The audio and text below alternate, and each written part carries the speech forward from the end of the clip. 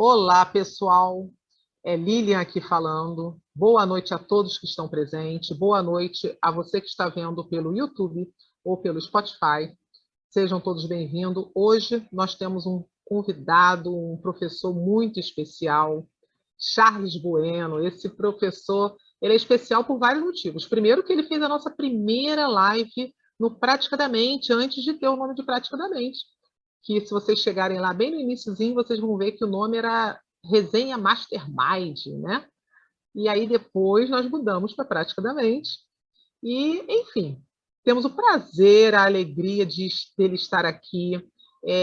Eu vou deixar que ele se apresente, mas antes eu vou pedir que vocês que estão aí compartilhem essa live, essa aula maravilhosa, que vocês vão ver que vai ser uma aula maravilhosa.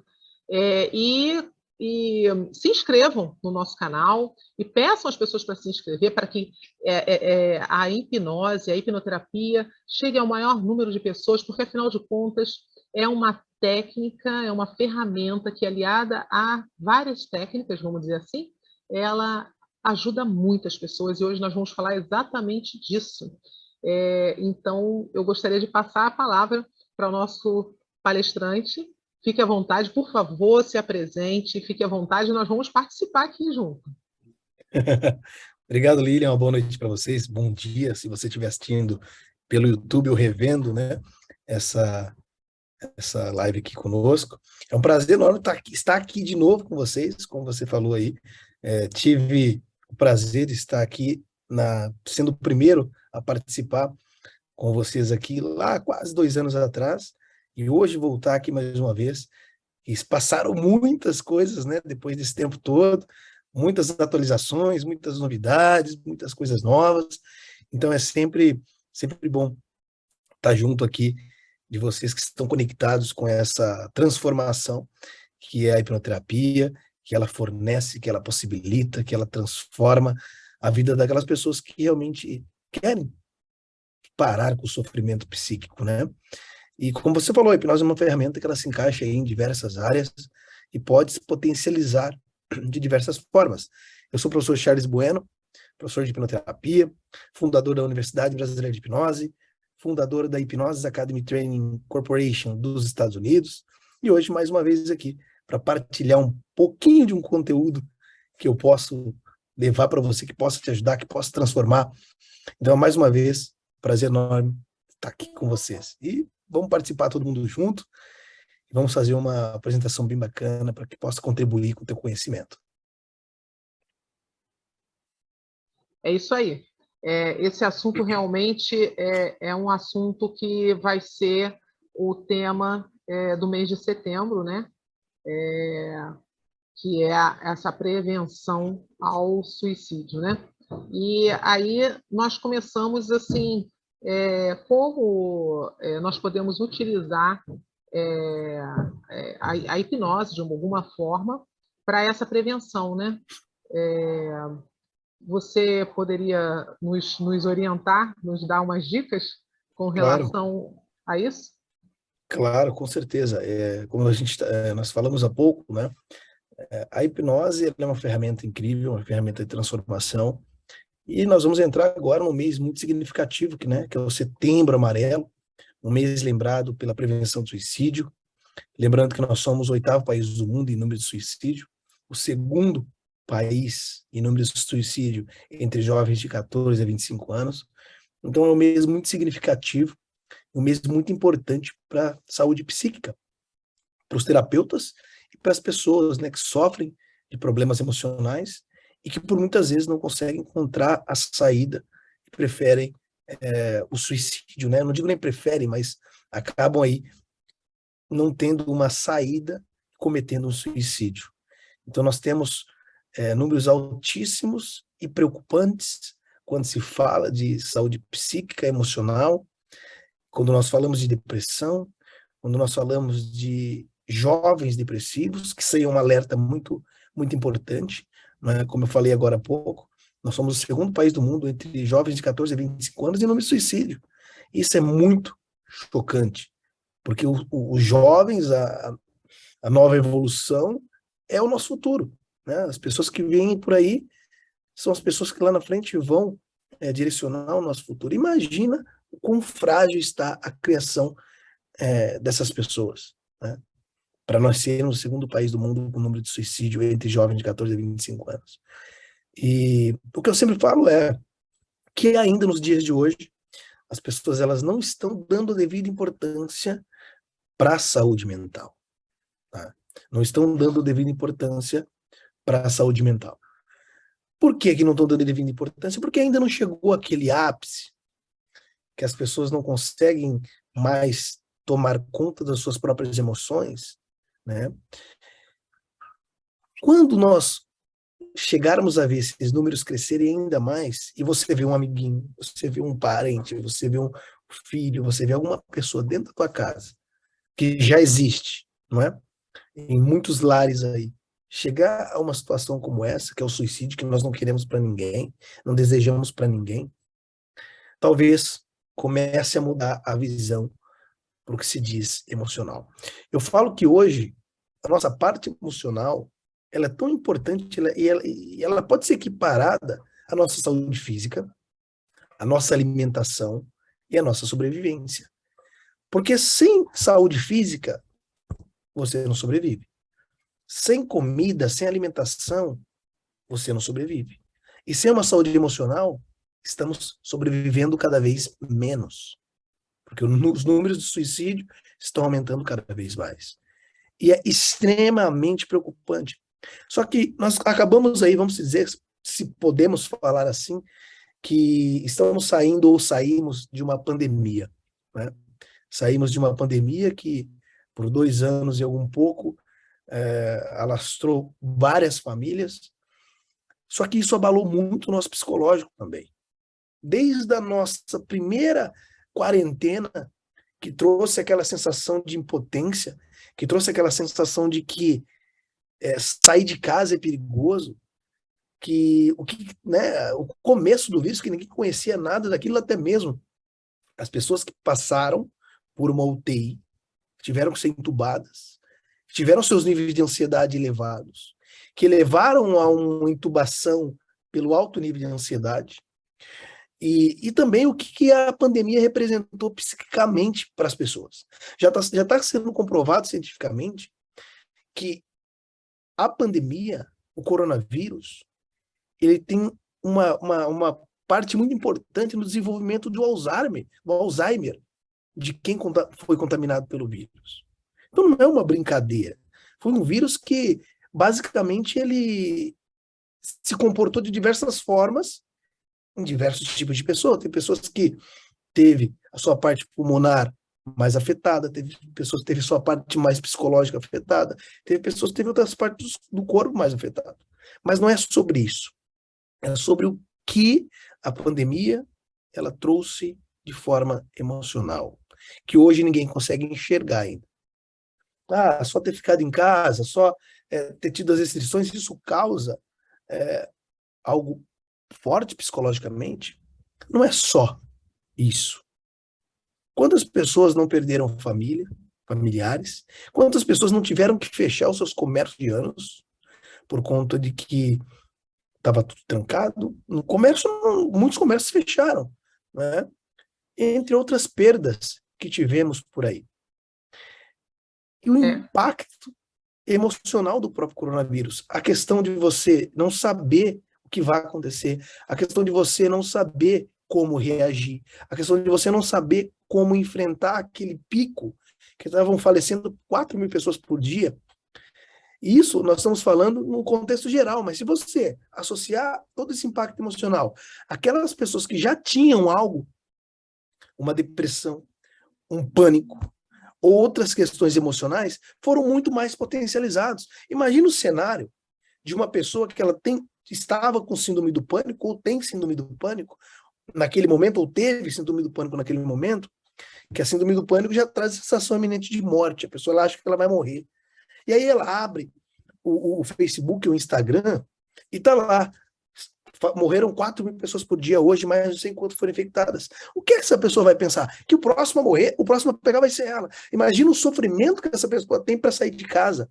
Imagina o quanto ela se segurou, imagina quantas situações ela teve que enfrentar por conta disso. E se ela foi acometida pelo Covid, e mesmo que não tenha passado por nenhum sintoma, que tenha passado ileso de sintomas, só o período de 14 dias que naquele momento existia, já era torturante por demais para quem já tinha uma situação psicológica para lidar. Fora os que também não tinham, mas nós sabemos aqui que todo mundo tem uma predisposição a algo, seja ela emocional, seja ela fisiológica. Né? Então, a própria OMS, em algum momento, ela já havia nos comunicado, né, por notas, de que após a pandemia do Covid, nós iríamos entrar em uma pandemia pior, que é a pandemia emocional. Né? E essa que é o assunto mais importante que a gente tem que lidar. Não é que acabou o Covid, agora a gente vai entrar numa pandemia emocional, que todo mundo vai... Não, não é assim que funciona.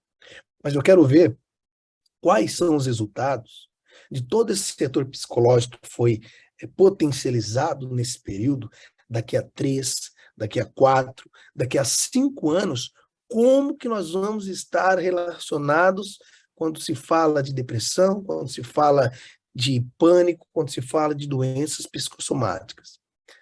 Imagine que hoje nós somos o 8º país do mundo em número de casos de suicídio. Já somos o 2º em número de suicídio entre jovens de 14 a 25 anos.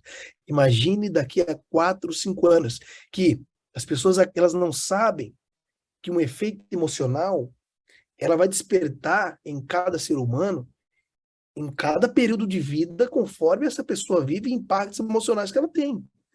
Não é porque passou tudo isso e você não despertou nada hoje, não quer dizer que você não pode acordar amanhã ou passar por uma situação e despertar algo emocional forte, seja uma depressão, seja qualquer outra coisa.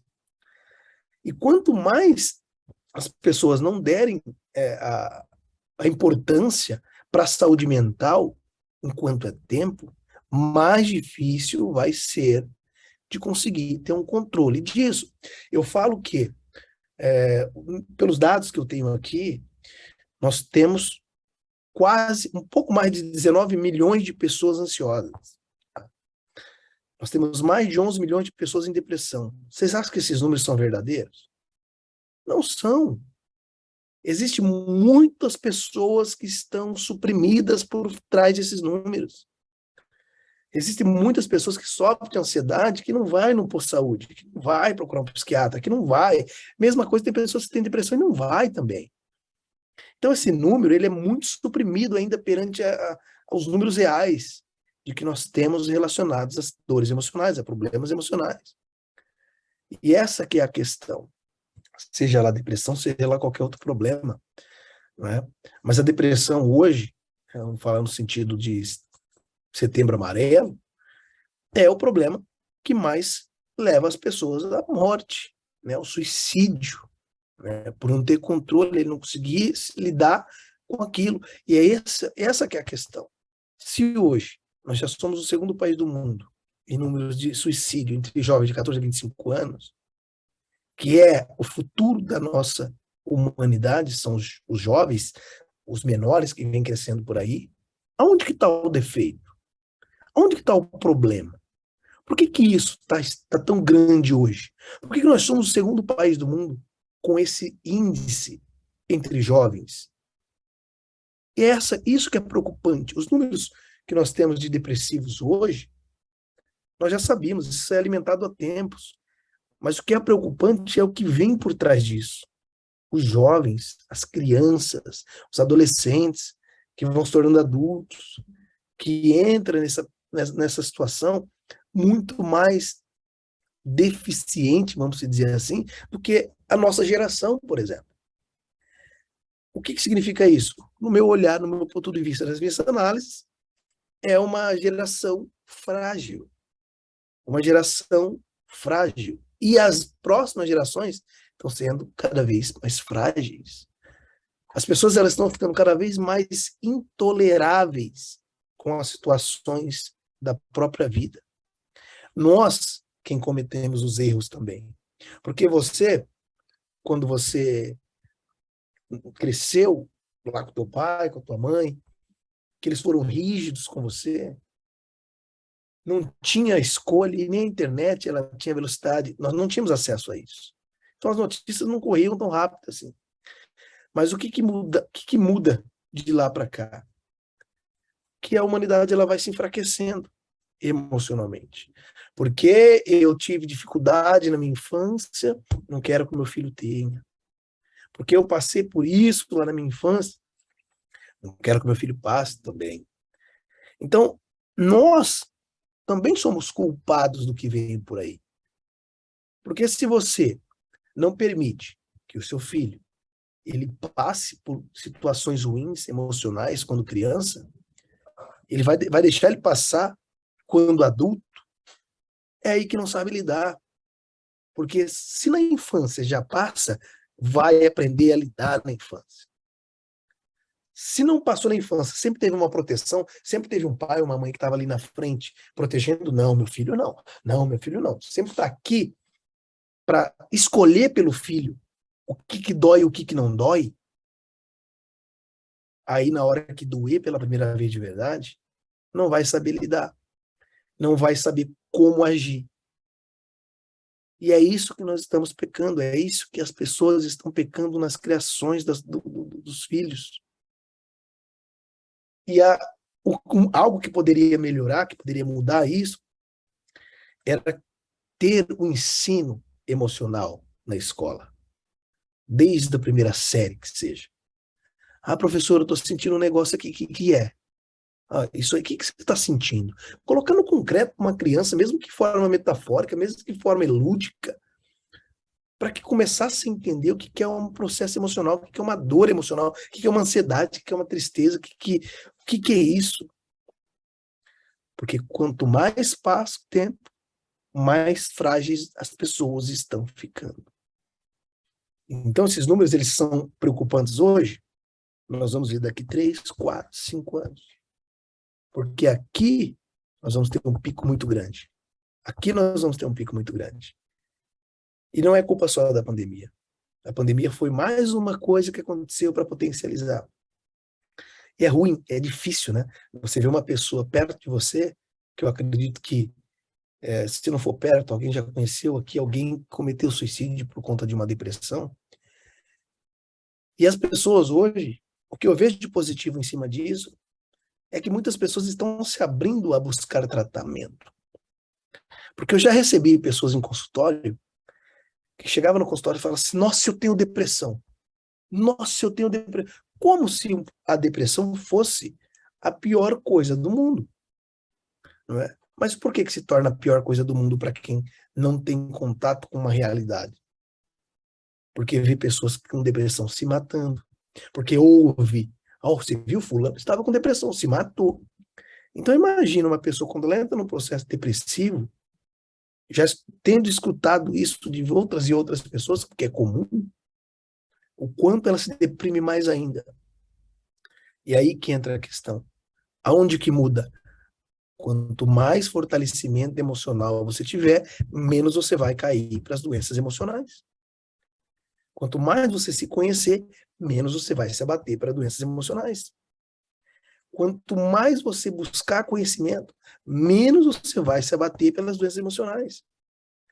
Não tem segredo. E a primeira dica que eu sempre falo, antes de qualquer estudo, antes de qualquer aprendizado, você tem que se conhecer primeiro.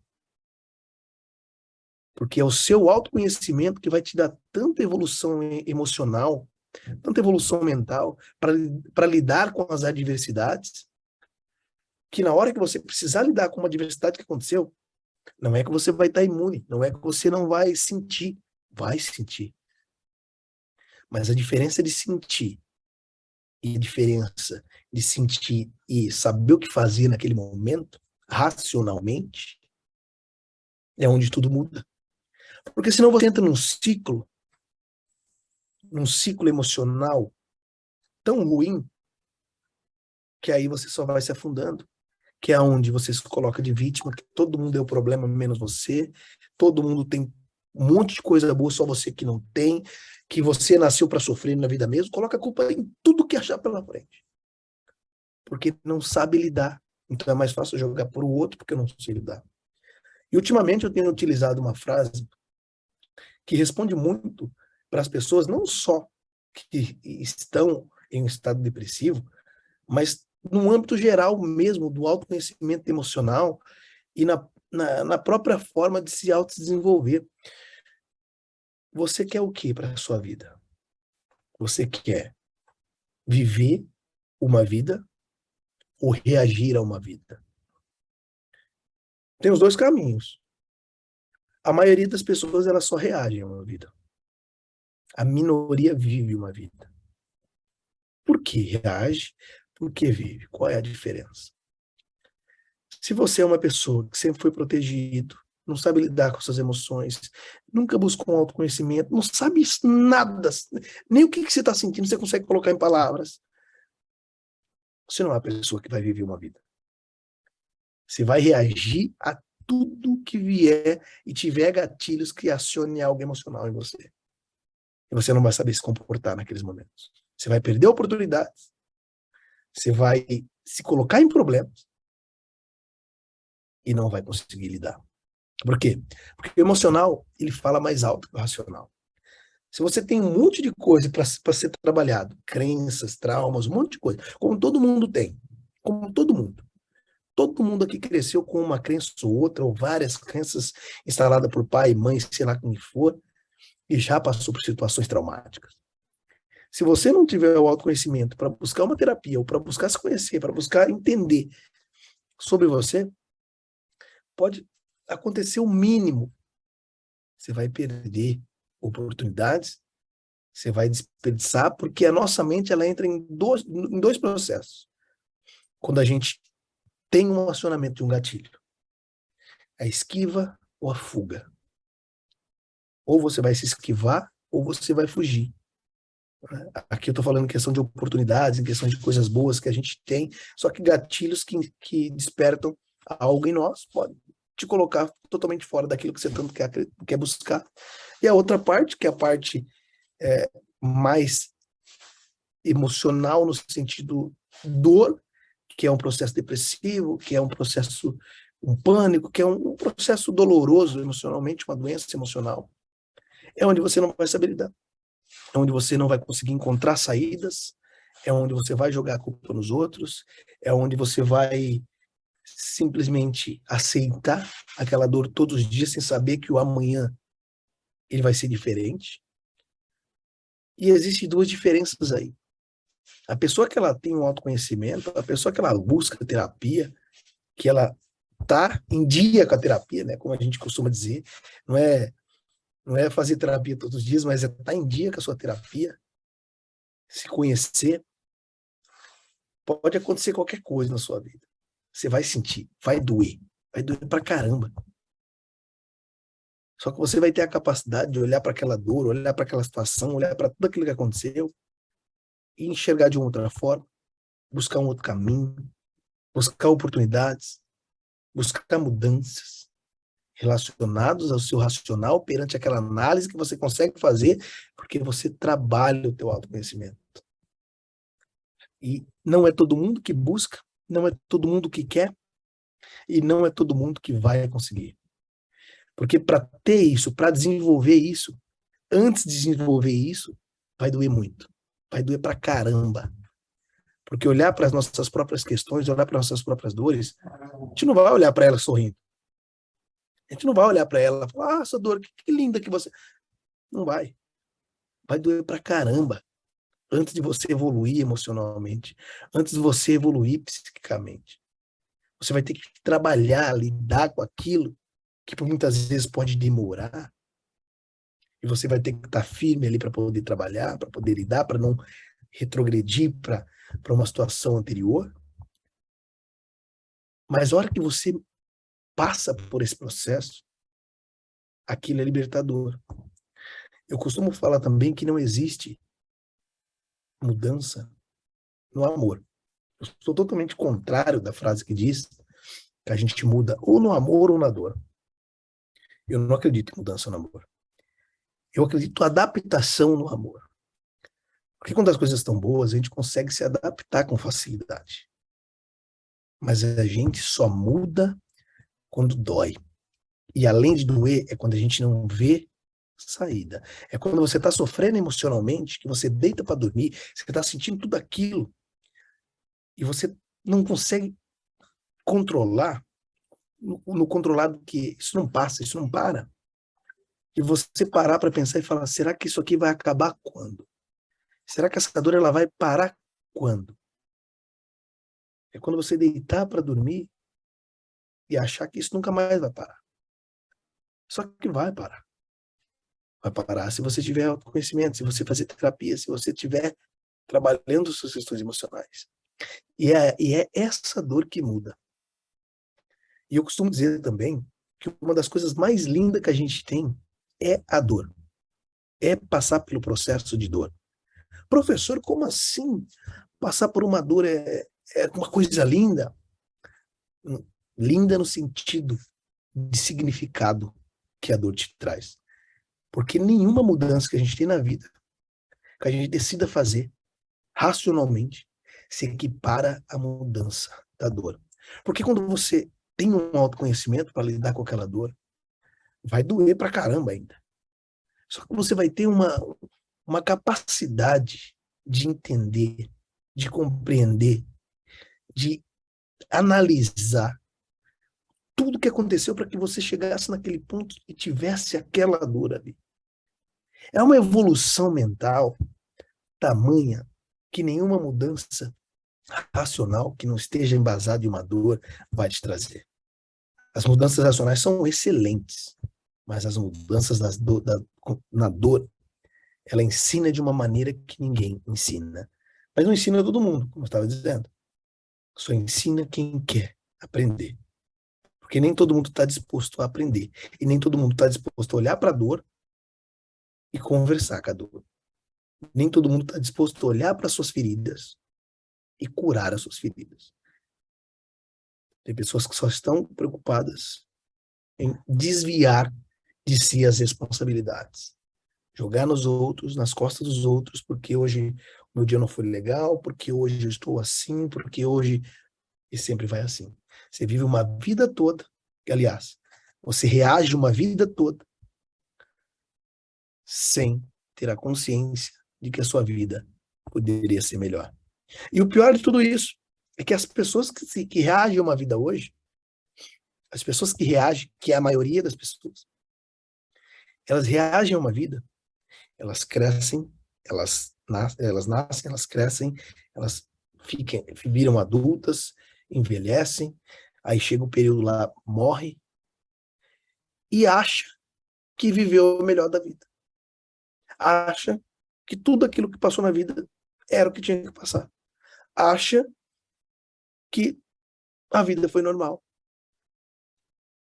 Ela foi normal dentro daquilo que você soube lidar. Mas se a partir do momento que você aprende a lidar consigo mesmo, que você se conhece, que você aproveita da sua mente o potencial que ela tem, você não deixa as suas ações serem embasadas nas reações que a vida te traz. Mas você quem direciona a sua vida relacionado ao seu racional, pelo seu aprendizado, pelo seu autoconhecimento, por tudo aquilo que você desenvolveu nas suas terapias, nas suas vivências, nos seus aprendizados. Então, é isso que eu sempre falo. Se você não trabalha suas questões emocionais, você vai viver uma vida achando que está vivendo uma vida. Só que não está, só está reagindo. Se você trabalha o emocional, você vai estar direcionando a vida de acordo com aquilo que você quer. Vai ser perfeito? Não. Ninguém está aqui para dizer que a vida é perfeita e ninguém está aqui para dizer que nunca mais a gente vai sofrer emocionalmente porque tem um conhecimento gigantesco sobre emoções. Pelo contrário, às vezes a gente sofre até mais por saber de tudo isso, por ter desenvolvido tudo isso. Porém, é um sofrimento muito menor em tempo, em prazo, em tudo, porque você consegue trabalhar isso, consegue lidar com mais facilidade do que aquela pessoa que não tem. E sobre a prevenção do suicídio, né, em parte terapêutica, hoje eu direciono as partes terapêuticas dos meus cursos muito relacionado também à psicoterapia. Porque como a abertura falou aqui no início a Lília, a hipnose é uma ferramenta. A hipnose ela não é terapia. A hipnose é uma ferramenta terapêutica. Associada, ela se torna terapêutica. Né? Por isso nós aprendemos a hipnoterapia clínica, porque ela está associada ao modelo terapêutico, mesmo que não seja uma base terapêutica. E hoje o que eu direciono para os meus terapeutas, meus alunos, é relacionado ao que? A aprender a desenvolver uma psicoterapia. Porque a psicoterapia, ela vai te ensinar a aprender sobre os traumas, sobre as crenças, sobre tudo que pode acontecer dentro do processo terapêutico, sobre o que é um ganho secundário, sobre o que é um ambiente ruim, contaminado, sobre uma interferência externa, e, aliás, sobre os transtornos emocionais. Você entender o que é um transtorno depressivo maior, você entender que existe depressão relacionado à química, depressão relacionado a hormônio, que se você tiver com falta hormonal, você também pode entrar em processo depressivo. E a hipnoterapia, a terapia, ela vai ser o caminho para essa pessoa que tem problema hormonal? Não vai. Você pode fazer 1,5 milhão de sessões, você vai ajudar ela a lidar com as emoções. Porém, aquele problema que ela busca sanar, não vai ser sanado, porque precisa de ação medicamentosa para poder equilibrar a química cerebral. Então, quando você se torna terapeuta, com hipnoterapia, a busca do conhecimento ela se torna ainda maior. Porque um processo terapêutico não se resume só com a hipnoterapia. Se resume com outras fontes que vai se acoplando e vai fazendo com que você tenha um processo terapêutico direcionado. Eu vejo muitos alunos, muitas pessoas, buscando técnicas específicas, por exemplo. Qual que é a técnica para tratar isso? Qual que é a técnica para tratar aquilo? Algo que não existe. Vocês sabem, como da área da hipnoterapia, que não existe a técnica XYZ. Existe, por exemplo, técnicas para dor, remoção de dores, existem técnicas para anestesia, existe esse tipo de técnica, mas quando nós falamos de problemas emocionais, não existe uma técnica para depressão, não existe uma técnica para transtorno de pânico, não existe uma técnica para fibromialgia, não existe. Existe o quê? Técnicas que podem ser desenvolvidas para aquele paciente. A melhor que for melhor para ele. Não existe a melhor indução, não existe a melhor de nada. Existe o que vai se encaixar com o teu paciente. Existe o que vai ser melhor para ele. Só que antes disso, que é o que nós trabalhamos hoje, antes de eu colocar um paciente, um cliente, em um processo, por exemplo, de regressão, o primeiro ponto que eu vou analisar é se ele tem condição de entrar em um processo regressivo. Se eu pego uma pessoa, se eu vou atender um paciente que ele está em um estado depressivo muito profundo, que já teve histórico ou recentemente tentado suicídio, eu não posso colocar um paciente desse para entrar em contato com um problema emocional. Eu não posso jogar ele de frente com um tratamento regressivo. Porque se até ali ele não teve condições de lidar com as suas emoções, quem dirá que ele vai ter condições de lidar com algo muito mais potencializado na mente subconsciente? Não vai ter. E quem aqui conhece a parte da regressão por emoção, por exemplo, que você pede para o seu paciente, seu cliente, reduzir aquela carga emocional a zero, e a hora que reduz aquela carga emocional a zero, você busca outra emoção, pessoas que estão no estágio tão profundo de uma depressão, por exemplo, vai falar que aquela emoção zerou para ver se aquilo passa logo, mas não resolveu nada. E, pelo contrário, pode estar piorando o estado emocional daquela pessoa.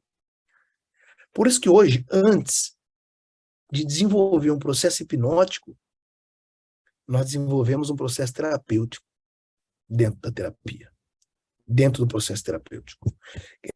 O Thiago, não sei se o Thiago está aqui ainda, mas o Thiago, se eu estou errado. Thiago, né, que estava no começo aqui com a gente. É o Thiago. Thiago, que é aluno meu de um método que nós desenvolvemos, eu junto com outro professor, que é o professor Dimitri, Acho que ele psicólogo. caiu. Acho que ele caiu. O professor Dimitri, que ele é psicólogo, cognitivo comportamental, né? Ele é especialista em terapia cognitivo comportamental. E nós desenvolvemos uma metodologia chamada de hipnoterapia cognitiva, método SPEC, que são as siglas da TCC. E é isso que nós trabalhamos hoje. Por que eu resolvi desenvolver uma metodologia terapêutica embasada em hipnose e psicoterapia?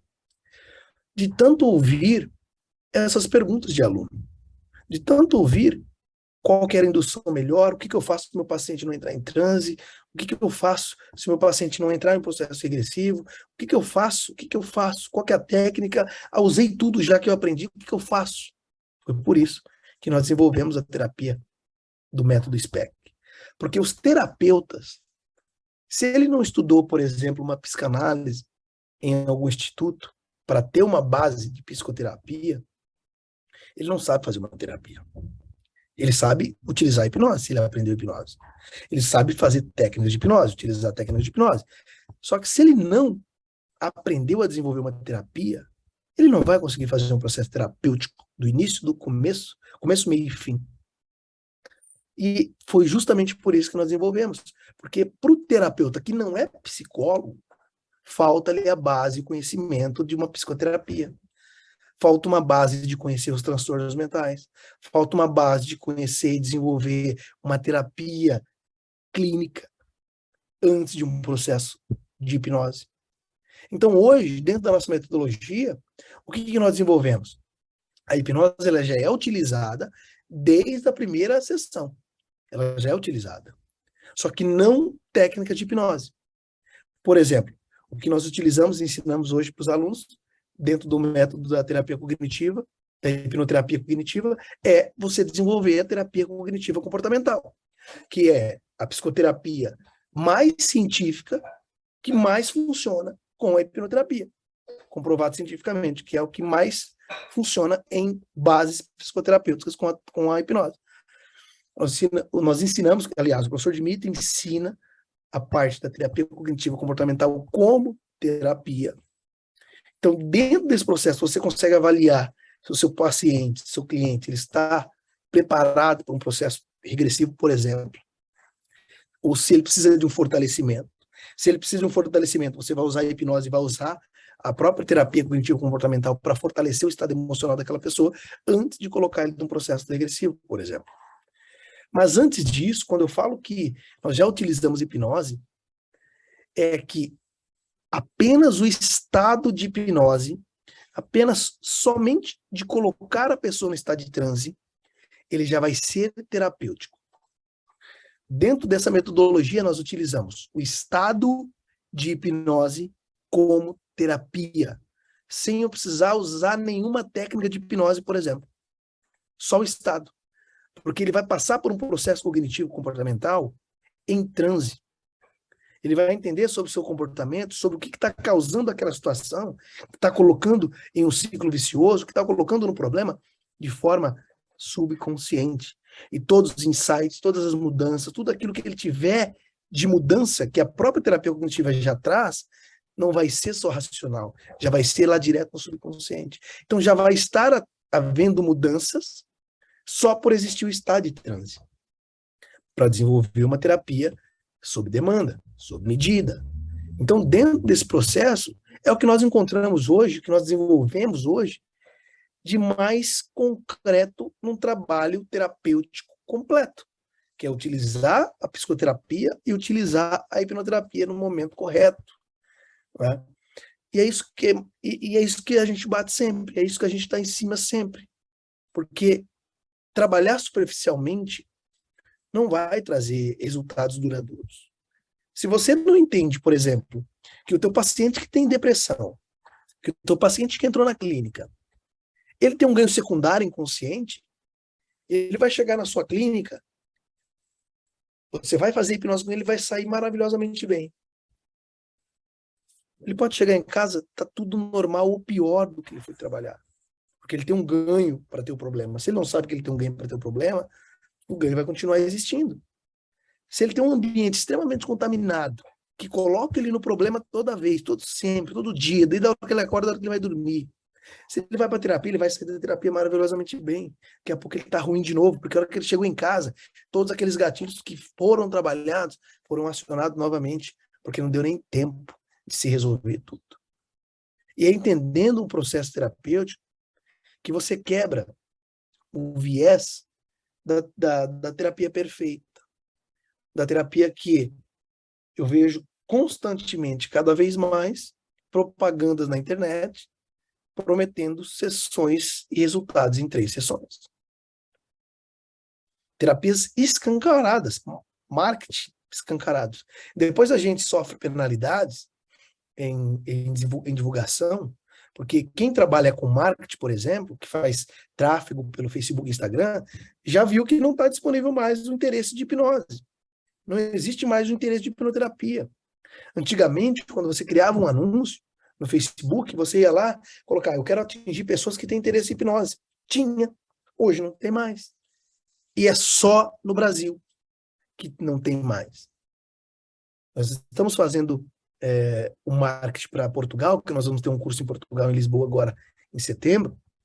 Lá tem hipnoterapia, lá tem hipnose disponível. Por quê? Porque não existe essa propagação. E a propagação que eu digo não é que a hipnose não resolve problemas em 3 sessões. Resolve. O problema não está aí.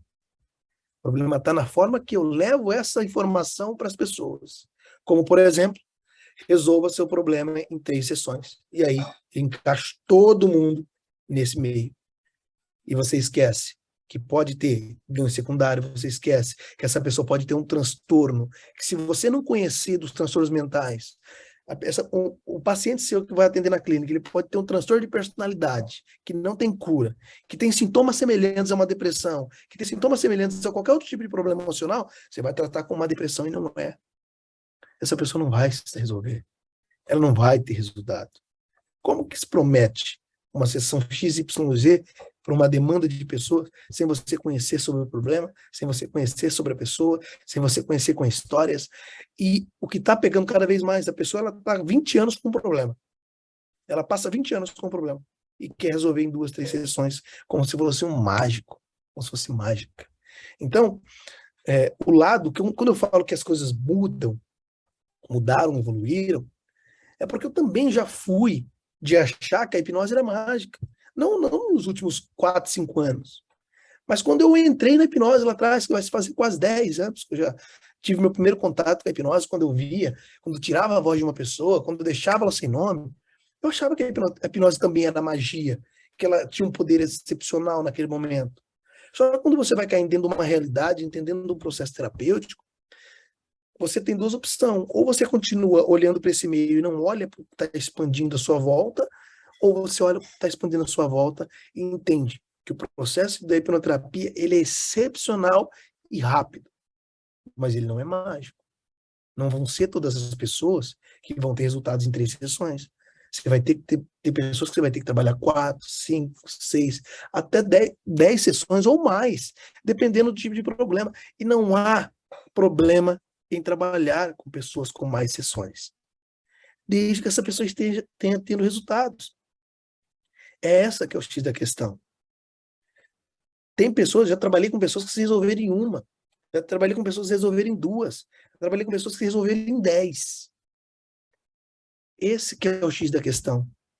E esse comportamento que nós, eu coloco nós no sentido generalizado, propagamos para as pessoas, que a hipnose ela se resolve em poucas sessões, e que existem pessoas que abrem a boca para dizer isso, para convencer alguém a comprar uma formação, por exemplo, que leva o nível de conhecimento das pessoas a buscarem isso. Então, quando a pessoa ela vai buscar uma terapia, vocês podem perceber, quem já atende, quem está clinicando, vai concordar com o que eu vou dizer aqui. Uma das primeiras coisas que a pessoa pergunta para você quando ela vai fechar uma sessão, quanto custa e quantas sessões vão ser? É o que as pessoas perguntam. De cara. De cara. Por quê? Porque existe uma propagação muito errada do que é uma terapia com hipnose. E aí você cria falsas esperanças de uma pessoa que pode estar num nível extremamente elevado de dor emocional, numa depressão profunda, por exemplo, que aí ela entra no processo, não dá certo. E se, particularmente, uma pessoa que leva um conhecimento como esse, conhecimento não, uma atitude como essa, para mim, na minha opinião, não estudou profundamente para entender que o processo não é exatamente dessa forma. Existe resultados assim, existe, mas não é dessa forma. Eu nem consigo dizer que a Lilian, que a Andrea, que a Márcia vão se resolver em tantas sessões se vocês procurarem um tratamento psicológico comigo. Tem como. Eu sou mágico, não tenho bola de cristal. Então, para mim, uma pessoa que propaga esse tipo de informação abertamente, levando uma enganação, porque isso é crime no Código de Defesa do Consumidor, é crime, não está preparado para trabalhar com pessoas, não está preparado para usar a hipnose. Está ali olhando apenas o financeiro, querendo ganhar dinheiro de forma errada. Então, esse tipo de pessoa vai prejudicar essa pessoa. Uma pessoa que está no nível depressivo tão grande, que vai lá achando que vai ser uma maravilha, que vai se resolver em poucas sessões, e aí essa pessoa que propagou isso não sabe lidar com aquilo que veio, com aquilo que trouxe à tona, e piora o estado de uma pessoa como essa. E aí, o que vai ser dessa pessoa depois? E é esse tipo de, de atenção e de responsabilidade que nós todos terapeutas, devemos levar para a clínica. É criar uma responsabilidade que o teu paciente ele tem que sair muito melhor do que ele entrou na tua clínica. Muito melhor do que ele entrou, não pior. E as pessoas hoje, elas acham que não tem como piorar com a hipnose. Ah, a hipnose não prejudica ninguém. A hipnose não, mas o terapeuta sim. Não só o terapeuta de hipnose. Se você vai uma vez, olha como que é muito impactante aquilo que a gente ouve das pessoas mesmo fora de hipnose. Eu tive um momento da minha vida que eu estava trabalhando demais, trabalhando demais, trabalhando demais, trabalhando demais. E eu sempre fiz terapia de autoconhecimento, sempre busquei entender um pouco sobre mim. E chegou um momento dentro de uma terapia que o terapeuta que eu estava fazendo terapia comigo, ele falou assim, quem que é o Charles? Ah, eu falei, o Charles é esse, esse, esse. Não, não, não. Quem que é o Charles? Eu falei, pois o Charles é esse aqui, esse aqui, esse aqui. Eu falei, não, esse é o Charles profissional. Eu quero saber do Charles fora do profissional. Aquilo me deu um bug. Aquilo me colocou num processo de, de, de identidade. Que se você não tem ferramentas para poder lidar com isso, você vai entrar num processo muito ruim. Porque crise de identidade. Imagina, você trabalha, trabalha, trabalha, você tem o seu dia a dia tudo aí, só que você não sabe falar quem é você fora do seu trabalho, porque você só trabalha, na sua cabeça só tá isso. Mas cadê aquele Charles que faz as coisas com os amigos? Cadê? Crise de identidade, não precisa estar hipnose para você piorar uma pessoa. E não estou dizendo aqui que essa pergunta dele me piorou. Não. Era uma pergunta necessária para que eu pudesse quebrar um ciclo, para que eu pudesse entender que existia uma outra pessoa fora da pessoa profissional. Mas nem todo mundo está preparado para ouvir algo dessa maneira. Entende? Então não precisa de hipnose para piorar alguém. É a própria pessoa, o próprio conhecimento que coloca a pessoa num processo ruim, querendo ou não querendo. Então imagine e veja o quanto é importante, o quanto é sério trabalhar a hipnose, o quanto é sério você trabalhar com uma pessoa com problemas emocionais, imagina com uma depressão. E é o que eu falo para todo mundo, eu vejo às vezes a pessoa falando assim, como que trata isso, como que trata aquilo, como que trata aquilo outro. Se você não sabe tratar, você tem que se especializar, não é eu te dando dica aqui ou o fulaninho te dando dica que você vai resolver. Não é assim, eu pegar uma dica aqui, uma dica ali, eu vou fazer terapia com alguém. Não é você se aprofundar no contexto. Esses dias atrás eu vi em um grupo uma pessoa pedindo ajuda para trabalhar com gestante. Olha o contexto, só para vocês entenderem. A gestante estava com depressão, está, né? Porque não foi trabalhada.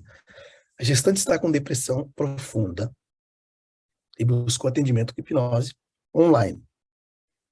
Já existe um porém muito complicado aí pela questão de fazer terapia online. Só que não para por aí. Aí o aluno foi e mandou no grupo que ia dispensar, porque ele não sabia lidar com aquela demanda e muito menos de forma online. Falei, ótimo, ótima posição. E grupo velho, tá? Grupo velho, mas grupo velho mesmo. E aí eu comentei, eu falei, meu, a partir do momento que você sabe que a pessoa é gestante, uma das coisas que você vai abominar do seu tratamento é um processo de regressão, por exemplo. Você não se faz regressão com gestante a partir do momento que você sabe que ela é gestante. Se agora, se uma gestante vem no teu consultório, nem ela sabe que ela está grávida, não tem como você não saber. Então, você vai fazer um processo regressivo, se ele for necessário, para uma pessoa assim. Mas a partir do momento que você sabe que ela é gestante, você tem que ter a responsabilidade que a regressão ela te leva a níveis emocionais extremamente elevados e que não é positivo para uma gestante. Desde a parte emocional, que isso vai se conectando com o feto, então o feto vai sentir toda aquela potencialização emocional, entre outras coisas, como, por exemplo, pode causar um aborto espontâneo nos meses iniciais. Ou pode acelerar um parto, se tiver ali para 6 meses em diante. Então, é ter uma consciência de que existe perigo sim. Existe perigo sim, mas não na hipnose, mas no terapeuta. E aí eu comentei isso, falei, olha, a partir do momento que você faz regressão, você sabe que a gestante é uma gestante, não se faz regressão com gestante. Aí teve uma pessoa que comentou embaixo assim, discordo. Eu faço regressão com gestante já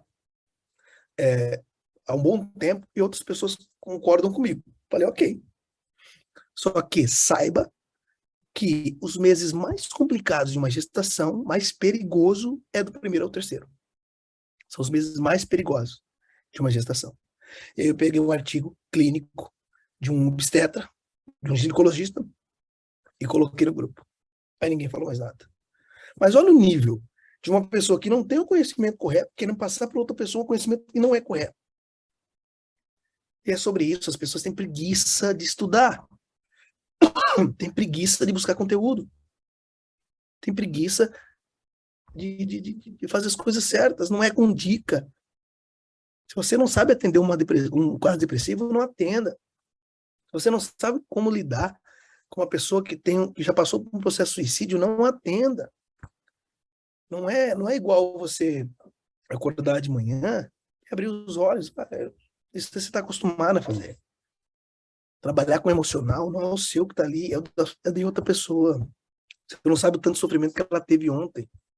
Você não sabe o tanto sofrimento que ela vem passando na vida. Você não sabe quanto tentativa de suicídio ela já teve. Se teve. Então tem que ter um racional muito grande que as pessoas não têm isso. Porque parece que a hipnose ela pegou de um jeito tão fácil e parecia tão simples de trabalhar que as pessoas elas não conseguem racionalizar que a hipnose não tem problema, mas se você não estiver bem preparado para aplicar o problema, ele se torna muito gigantesco. Não é? Quero que vocês falem comigo agora, que já tem Perfeito, quase uma hora perfeito. Eu falando. vou, eu vou, inclusive, dar uma passada rápida aqui pelo chat, porque o chat tem algumas coisas, e assim, foi maravilhoso, nos deixou até hipnotizados e mudos, porque foi perfeito, principalmente com relação ao que tange essa parte do nosso atendimento, né, dessa responsabilidade ética, né? Mas eu vou passar aqui alguns comentários que tiveram no chat que eu achei interessante também, né? Legal. Tem o comentário da Gerleide, que ela comenta que ela conhece pessoa próxima, primo, que se suicidou, né? E que depois que aconteceu isso, mais outros 3 fizeram o mesmo, em Maceió, isso, né? Olha isso. A Marcinha comenta também que ela teve 3 amigos, que um ano atrás, né? Um por causa de depressão, outro por impulso, porque brigou com a mãe, e outro por ciúme do marido. Quer dizer, a motivação são várias, né? Uhum. E o, o Isaías, ele comentou quando você estava falando da parte da educação na escola, que é muito importante, realmente é muito importante. Nunca sou que as crianças, a maioria, né, está acontecendo de nunca soube receber um não na vida, né? O que prejudica o seu aprendizado. A gente vê muito isso. E, inclusive, Exatamente. Inclusive, ele fala que o processo depressivo é sinônimo de vários traumas, né?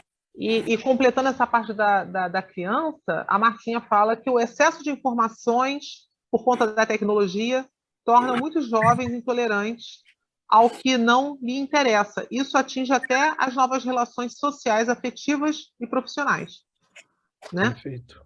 E tem mais alguns comentários, mas o Irmo gostaria de... Eu vou dar a palavra para o Irmo. Irmo, pode falar, depois eu continuo aqui. Tá joia.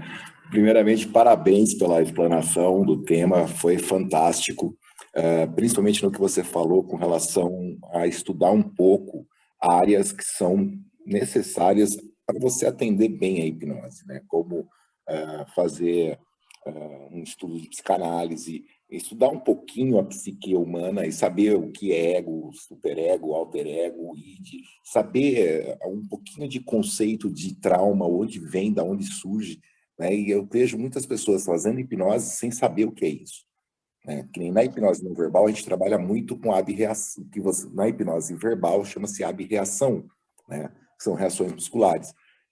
E às vezes você vê uma pessoa tendo ali a convulsão e você sabe que dando toque X, Y, Z você consegue destravar tal coisa ou melhorar tal coisa. E agora você percebe muita gente fazendo hipnose, tendo isso, podendo ajudar e não sabendo o que fazer, atrapalha o processo terapêutico daquele transe, né? E isso eu achei incrível você ter colocado. Tá de parabéns. É isso Legal, aí. obrigado. Obrigado. É isso que é a terapia, né? É a gente sair da caixinha de achar que a gente sabe tudo. Eu sempre falo o seguinte, que a partir do momento que a gente se coloca como sabedor de todas as informações, a gente para. Acabou. Porque as informações, elas sempre continuam, os ensinos, eles sempre estão aí para poder nos favorecer em algo, e a gente só para de estudar quando a gente não vê, não acha que existe mais coisas que a gente pode aprender. Então, esse é o ponto, né? O aprendizado, ele está aí. As falhas não estão nas formações. Tem formações que não são boas mesmo, que aí você vai vendo conforme o mercado vai evoluindo. Mas o maior problema do terapeuta está em si, que é a própria falta de vontade de aprender mais. É a própria falta de vontade de entender que, por exemplo, um transtorno depressivo, ele não é caracterizado somente por um estado depressivo, eu estou deprimido, estou triste. Não é. Existe o sintoma, existe depressão, que o sintoma é alteração de humor. Então, é entender sobre processos, é entender sobre os transtornos. E a gente tem um manual gigantesco do DSM, por exemplo, disponível na internet de forma gratuita. Você entender sobre um transtorno de personalidade, você entender sobre o que é o processo de terapia que abrange, eu vi as pessoas comentando ali sobre a questão do ganho secundário, é entender que existem um monte de situações dentro de um processo terapêutico que pode sabotar todo o processo.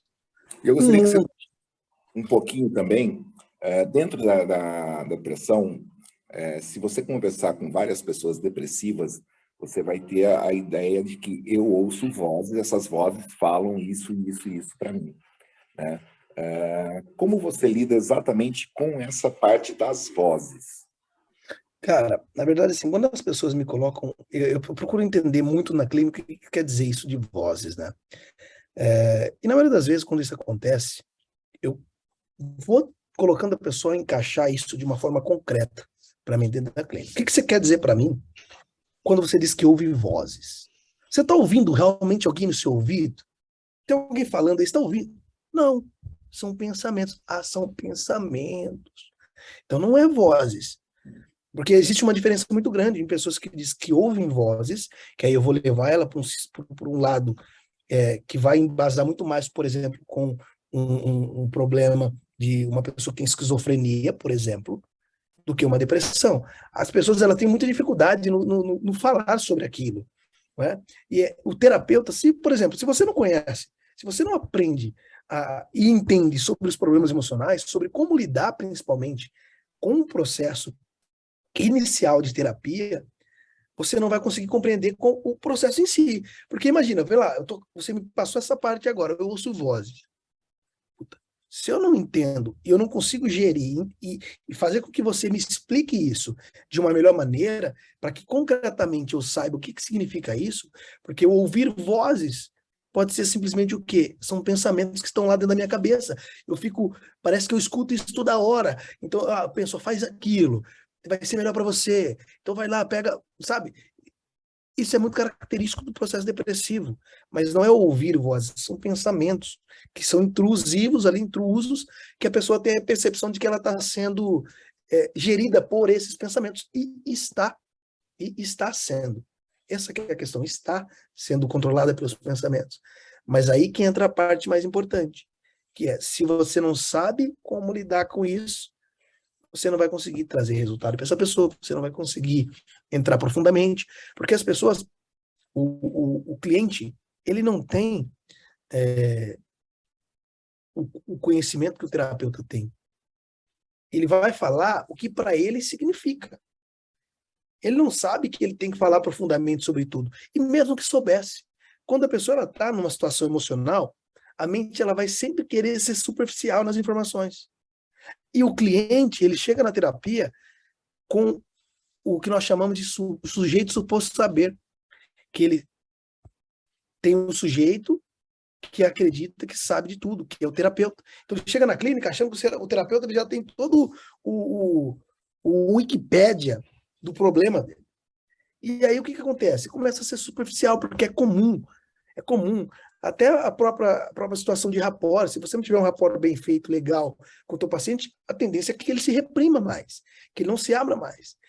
E ele acredita que você sabe de tudo, ele está ali só para falar o que para ele é importante, que aí, nossa, eu passei por uma situação ontem muito ruim. Tá, que situação foi essa? O que aconteceu? Mas aconteceu um negócio lá, que o cara fez um negócio para mim ali, ó, que aquilo me tirou do sério.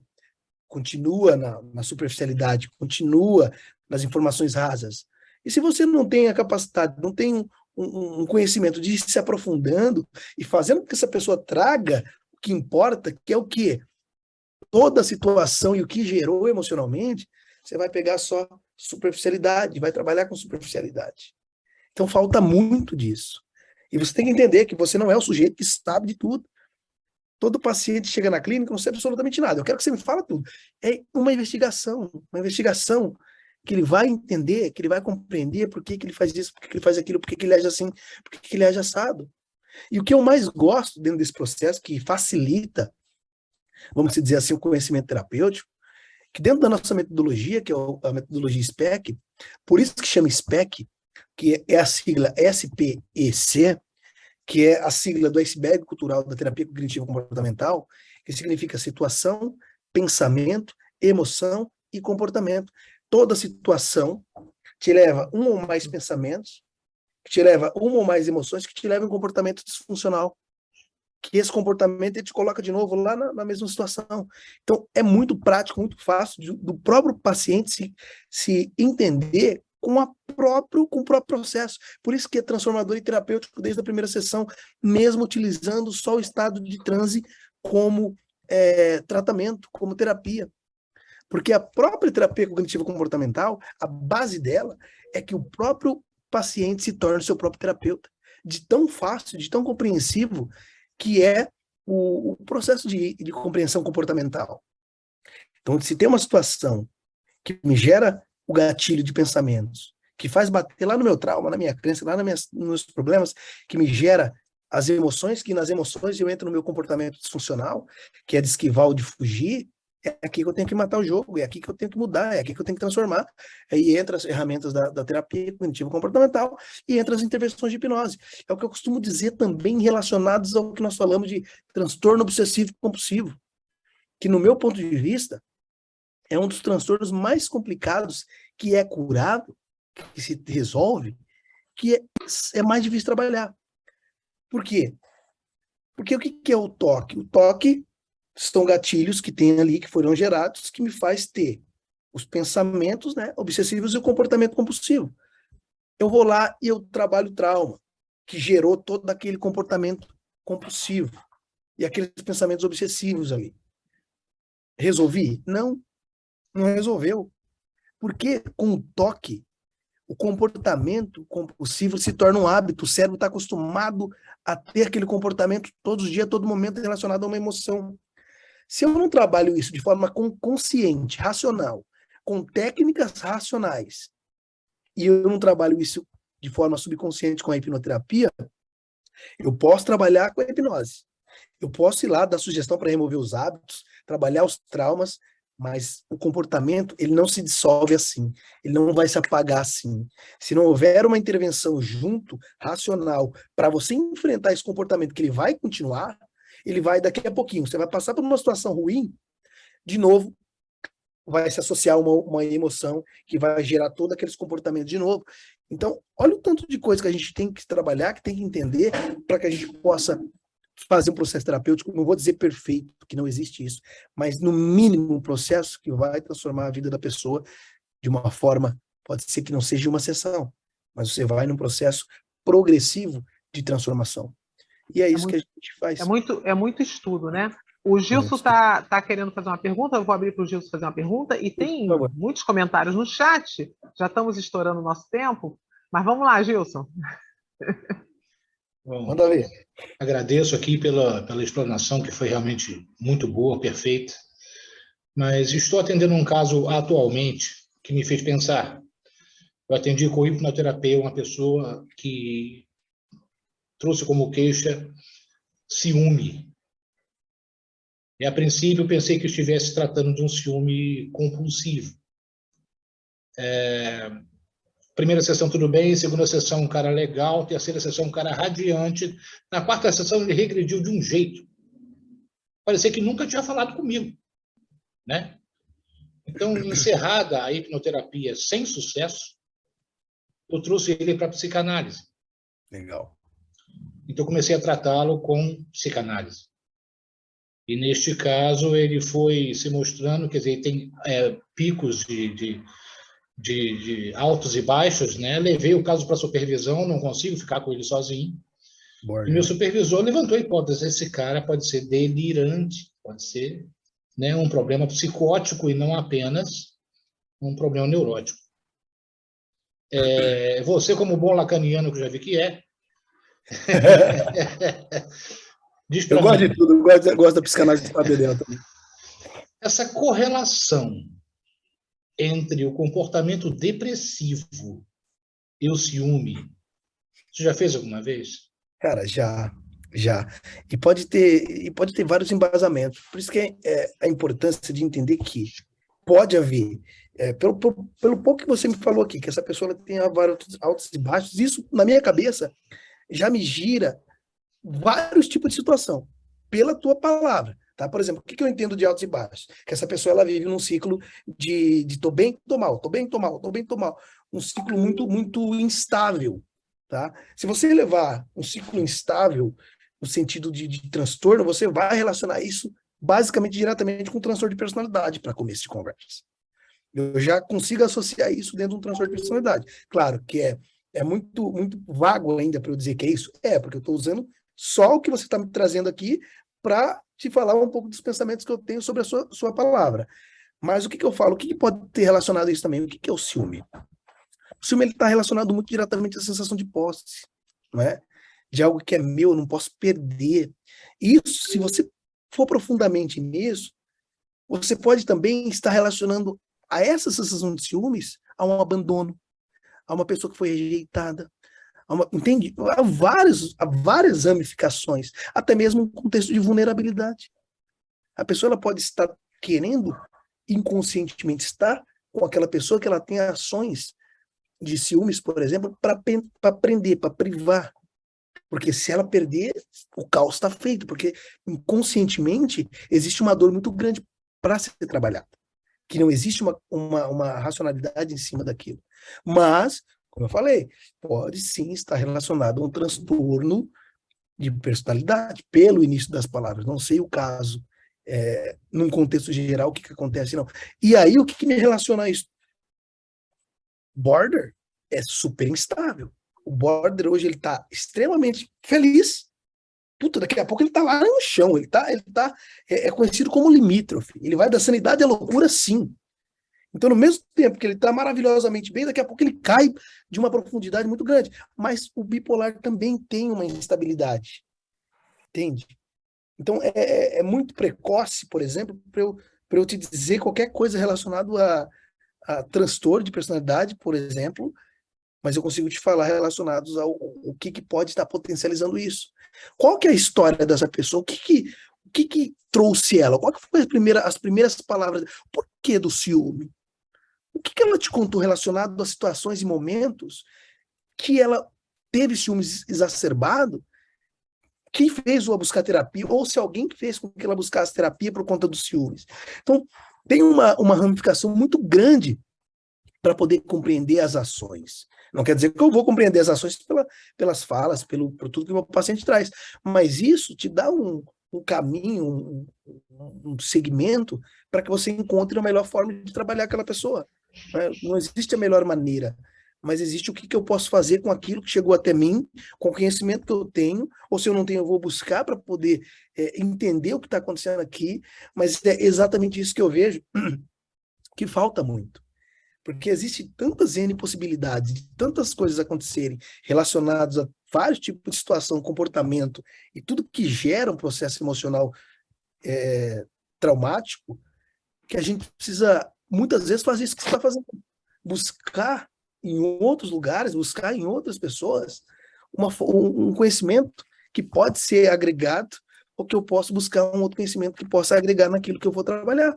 E eu levo muito em consideração isso, que toda semana, toda quarta-feira às 21 horas, nós temos mentoria ao vivo com os alunos. Eu faço toda quarta-feira às 21 horas, porque eu entendo que, cara, é necessário. Não adianta você pegar um curso do começo, meio e fim e ir sozinho de cabo a rabo. Porque você vai aprender com a sua visão, com o que você acha, com o seu conhecimento. Quando você tem isso aqui, para mim isso aqui, isso aqui que nós estamos aqui, não existe valor maior dentro de um processo de aprendizado. Porque aqui você escuta, você aprende, você evolui, você adquire conhecimento que, às vezes, em custo nenhum vai te dar. Em custo nenhum vai te trazer um conhecimento, uma partilha única que aqui todo mundo pode partilhar. Então, para mim, o mais importante é isso. É verdade, é verdade. Eu vou fazer um comentários aqui do chat rapidamente, para a gente não demorar a encerrar. O Isaías ele falou uma coisa interessante: tratar logo os traumas das crianças para que cheguem na fase de adolescente e adulta e saibam como lidar com as adversidades da vida, né?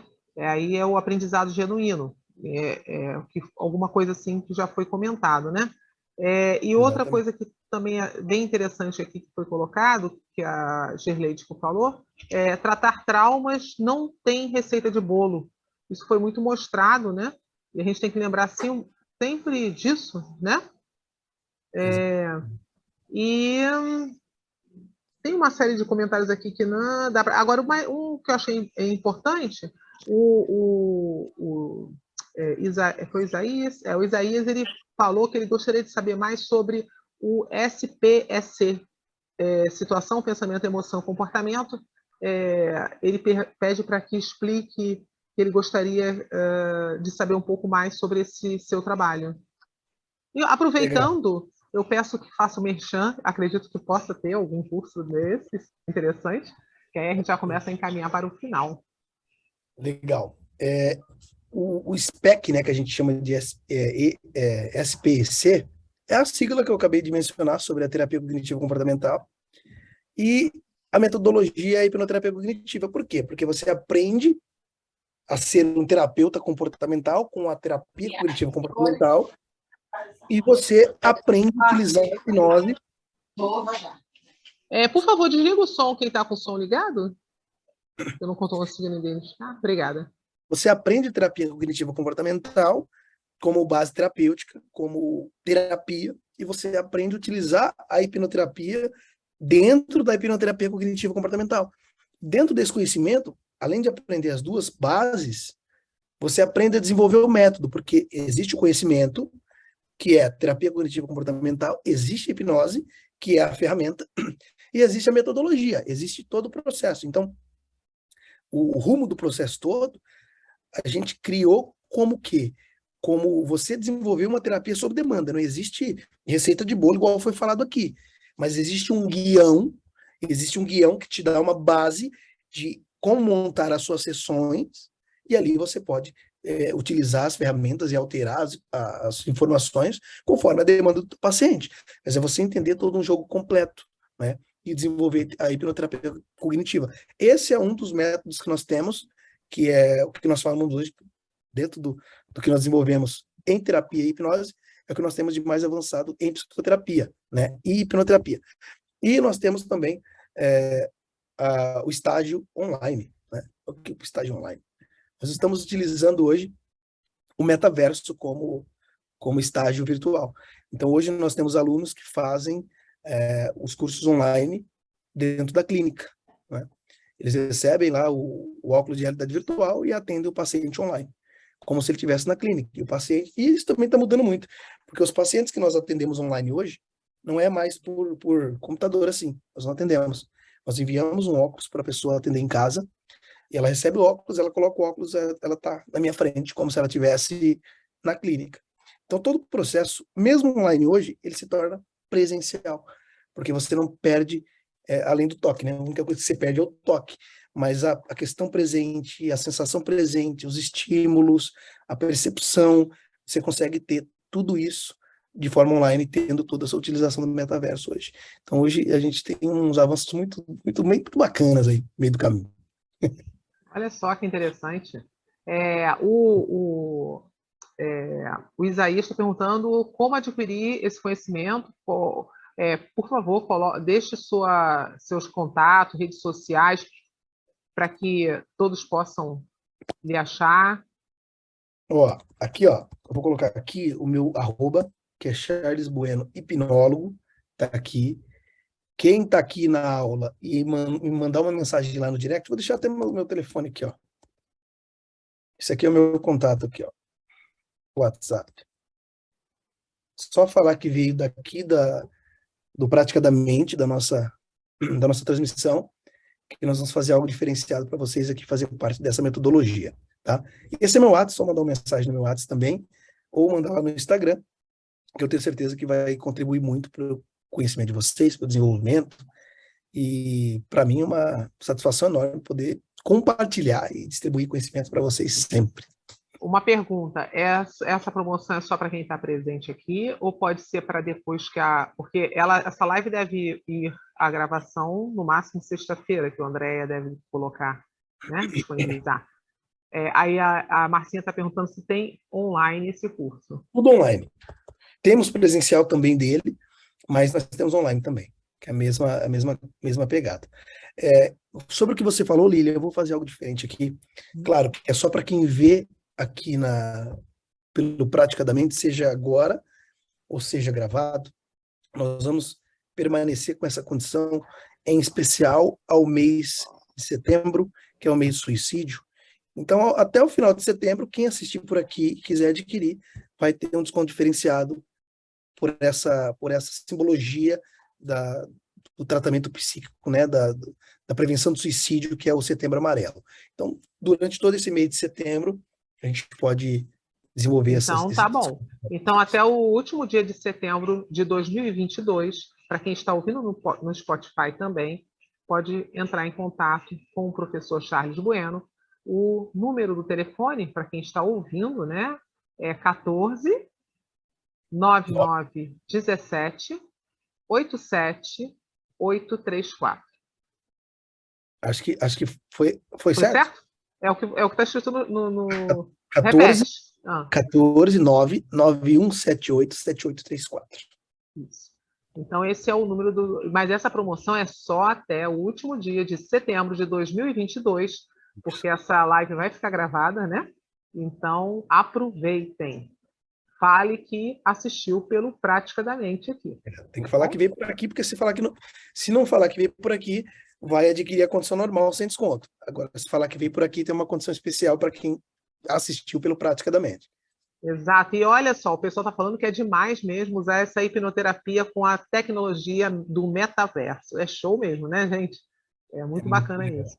Então, Gostaria de colocar mais alguma coisa, professor? Ou posso encerrar?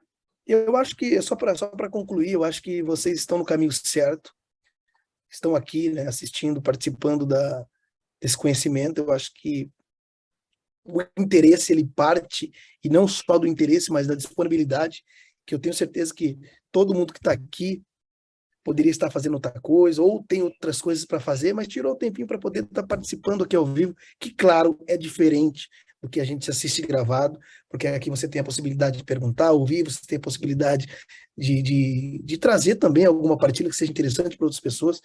E isso, para mim, tem muito valor, tá? Tem muito valor mesmo.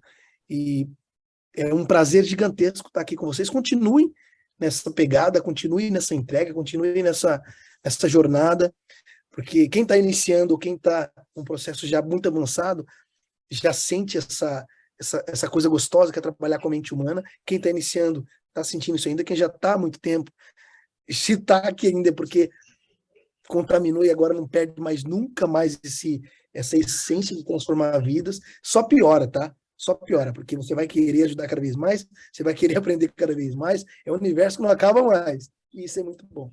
E eu estar aqui, poder partilhar um pouco com vocês, é uma noite muito bacana, e contem comigo também, porque precisar, estou aqui à disposição, me mandem mensagem no WhatsApp, lá no Instagram também, o que eu puder fazer para ajudar, estou com certeza à disposição. E, mais uma vez, é um prazer enorme ter sido o primeiro a ter feito uma participação com vocês aqui, e agora está retomando novamente, depois de quase 2 anos, trazendo um conhecimento um pouco mais diferente do que aquele primeiro, mas com certeza levando mais informações e mais conteúdos de aprendizado para todo mundo que assiste praticamente. É verdade, é uma honra para a gente. A Marcinha, ela colocou aqui, vi uma chamada de curso para profissionais da área de enfermagem, de que forma pode ser útil a hipnose clínica? Legal, legal. A hipnoterapia clínica na enfermagem, ela trabalha de diversas maneiras, né? Desde a parte psíquica, que é o medo, que é toda a parte os enfermeiros recebem ali pacientes de diversos níveis emocionais, né? Você consegue trabalhar desde o controle desse nível com a própria intervenção da hipnose, e também de outras formas, como, por exemplo, no auxílio de uma dor, que uma pessoa chegou lá com uma fratura, ou com qualquer outro tipo de dor relacionada que pode ter ali uma atuação imediata com o auxílio da hipnoterapia, porque a gente sabe que, às vezes, a pessoa ela chega no hospital para ser atendido. Se você colocar num âmbito aí, SUS, que demora muito, né? Muitas filas ainda existem, essa pessoa está com uma dor ali, você pode auxiliar aquela pessoa que estiver com uma dor, porque ninguém vai dar medicamento para ela sem ela ter passado pelo médico ainda, ela vai estar sofrendo ali. Então você consegue trabalhar no auxílio da dor, você consegue intervir também em outras formas, que é preciso fazer um processo anestésico, é preciso trabalhar, principalmente hoje, o que eu vejo de mais grave, que as pessoas hoje elas sofrem, além da dor física, é a parte emocional. E hoje a gente tem muitos relatos de próprios enfermeiros que vêm fazer as nossas formações dessa parte emocional, que tem colocado um equilíbrio muito maior nessas pessoas que já chegam no estado debilitado em um hospital, aquelas pessoas que têm medo de estar no hospital e tem que estar ali porque precisa, porque sofreu um acidente, porque está passando por uma situação que precisa estar no hospital, e ao mesmo tempo pode despertar um pânico dentro de um processo como esse. E o enfermeiro, ele adquirir, ganhar uma ferramenta que ele vai ajudar mais ainda, e a gente teve, né, esses parâmetros na Covid, como eu falei no início, muitas pessoas foram entubadas pelo alto nível de ansiedade, né? Se você tem um enfermeiro preparado para poder dar um primeiro auxílio ali, é totalmente diferente. Pessoas que vão fazer uma cirurgia, por exemplo, que está com um alto nível de como posso dizer aqui, uma pressão elevada, né? Pressão alta elevada, por conta do medo, por conta da ansiedade, tudo isso é impactado dentro de um processo emocional.